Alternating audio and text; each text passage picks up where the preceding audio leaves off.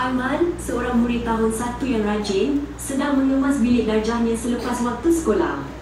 Tiba-tiba, dia terjumpa satu objek kelabu yang berkilat di bawah meja. Wah, uniknya bentuk dia. Tapi, apa gunanya benda ini? Tanya Siti sambil memusing-musingkan objek misteri itu di tangannya. Sedang mereka asyik berbual, objek itu terjatuh dari tangan Siti dan serta-merta melekat pada kaki meja besi. Ajaibnya, kenapa ia melekat? Jerit Aiman dan Siti serentak dan terkejut. Cikgu Jumrah, guru sains mereka yang baik hati, tersenyum melihat gelagat mereka. Itu ialah magnet, Aiman, Siti. Magnet ada banyak bentuk, tahu? Ada bentuk bar, ladang kuda, silinder, butang dan juga bentuk U.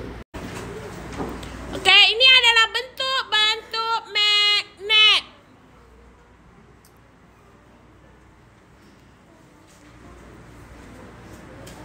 Sama macam kamu boleh cari jawapan dia, semak jawapan kamu ni ya. Cita-cita Haziq dan Mia. Di dalam kelas yang ceria, Cikgu Jumrah sedang mengajar murid-muridnya tentang sesuatu yang istimewa.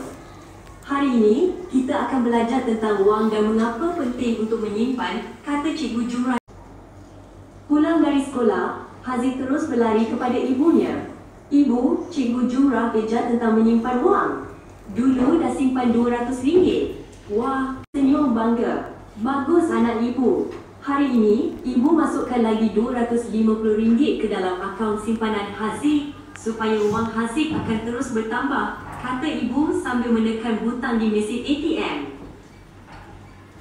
Malam itu, Haziq, Mia dan ibu bapa mereka duduk berbual bersama.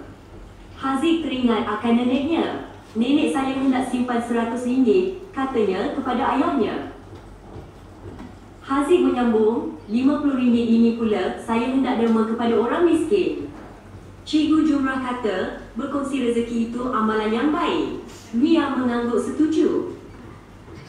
Ayah mereka berasa sangat gembira mendengar kata-kata Haziq. Ayah bangga dengan kamu berdua, kata